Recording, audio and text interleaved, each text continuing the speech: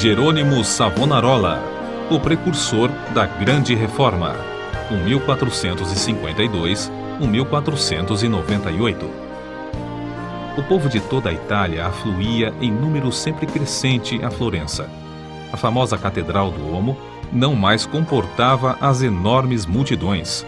O pregador Jerônimo Savonarola, abrasado com o fogo do Espírito Santo e sentindo a iminência do julgamento de Deus, trovejava contra o vício, o crime e a corrupção desenfreada na própria igreja. Como resultado, o povo abandonou a leitura das publicações torpes e mundanas para ler os sermões do ardente pregador. Deixou os cânticos das ruas para cantar os hinos de Deus. Em Florença, as crianças fizeram procissões, coletando as máscaras carnavalescas, os livros obscenos e todos os objetos supérfluos que serviam à vaidade. Com isso, formaram em praça pública uma pirâmide de 20 metros de altura e atearam-lhe fogo. Enquanto o monte ardia, o povo cantava hinos e os sinos da cidade dobravam em sinal de vitória. Se o ambiente político fosse o mesmo que depois veio a ser na Alemanha, o intrépido e devoto Jerônimo Savonarola teria sido o instrumento usado para iniciar a Grande Reforma em vez de Martim Lutero. Apesar de tudo, Savonarola tornou-se um dos ousados e fiéis arautos que conduziram o povo à fonte pura e às verdades apostólicas registradas nas Sagradas Escrituras. Jerônimo era o terceiro dos 7 filhos da família. Nasceu de pais cultos e mundanos, mas de grande influência. Seu avô paterno era um famoso médico na corte do Duque de Ferrara, e os pais de Jerônimo planejavam que o filho ocupasse o lugar do avô. No colégio, era aluno esmerado, mas os estudos da filosofia de Platão e de Aristóteles deixaram-lhe a alma sequiosa. Foram, sem dúvida, os escritos de Tomás de Aquino que mais o influenciaram, a não ser as próprias escrituras, a entregar inteiramente o coração e a vida a Deus. Quando ainda menino, tinha o costume de orar, e ao crescer, o seu ardor em orar e jejuar aumentou. Passava horas seguidas em oração. A decadência da igreja, cheia de toda a qualidade de vício e pecado, e ainda o luxo e a ostentação dos ricos, em contraste com a profunda pobreza dos pobres, magoavam-lhe o coração. Passava muito tempo sozinho nos campos e à beira do rio Pó, em contemplação perante Deus, ora cantando, ora chorando, conforme os sentimentos que lhe ardiam no peito. Quando ainda jovem, Deus começou a falar-lhe em visões. A oração era a sua grande consolação. Os degraus do altar, onde se prostrava horas a fio, ficavam repetidamente molhados de suas lágrimas. Houve um tempo em que Jerônimo começou a namorar certa moça florentina.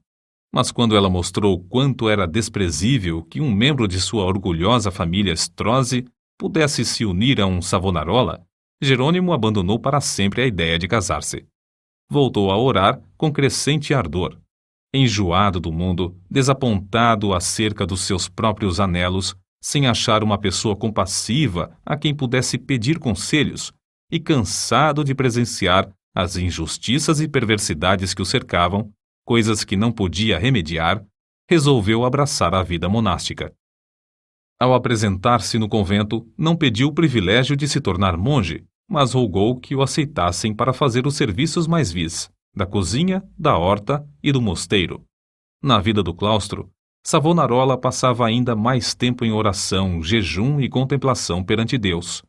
Sobrepujava todos os outros monges em humildade, sinceridade e obediência, sendo apontado para lecionar filosofia, atividade que exerceu até sair do convento.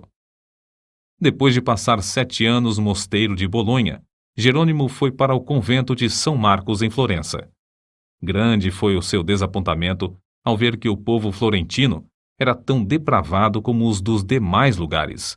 Até então ainda não reconhecia que somente a fé em Deus salva o pecador.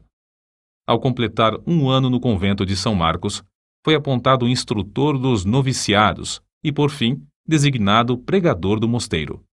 Apesar de ter ao seu dispor uma excelente biblioteca, Savonarola utilizava-se mais e mais da Bíblia como seu livro de instrução. Sentia cada vez mais o terror e a vingança do dia do Senhor que se aproxima e, às vezes, entregava-se a trovejar do púlpito contra a impiedade do povo. Eram tão poucos os que assistiam às suas pregações que Savonarola resolveu dedicar-se inteiramente à instrução dos noviciados. Contudo, como Moisés, não podia escapar à chamada de Deus. Certo dia, ao dirigir-se a uma feira, teve repentinamente uma visão dos céus abertos por onde passavam, perante seus olhos, todas as calamidades que sobrevirão à igreja. Então, lhe pareceu ouvir uma voz do céu ordenando-lhe anunciar aquelas coisas ao povo. Convicto de que a visão era do Senhor, começou novamente a pregar com voz de trovão. Sob a nova unção do Espírito Santo, a sua condenação ao pecado era feita com tanto ímpeto que muitos dos ouvintes, ao fim da prédica, saíam andando atordoados, sem falar, nas ruas.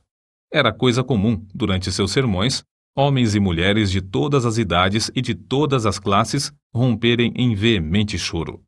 O ardor de Savonarola na oração aumentava dia após dia, e sua fé crescia na mesma proporção. Frequentemente, ao orar, caía em êxtase. Certa vez, enquanto sentado no púlpito, sobreveio-lhe uma visão durante a qual ficou imóvel por 5 horas. Nesse período, todos os presentes à igreja contemplaram o rosto do pregador brilhando.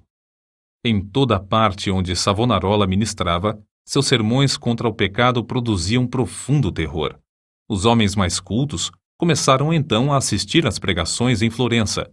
Foi necessário realizar as reuniões na Duomo, onde continuou a pregar durante 8 anos. O povo se levantava à meia-noite e esperava na rua até a hora de abrir a catedral.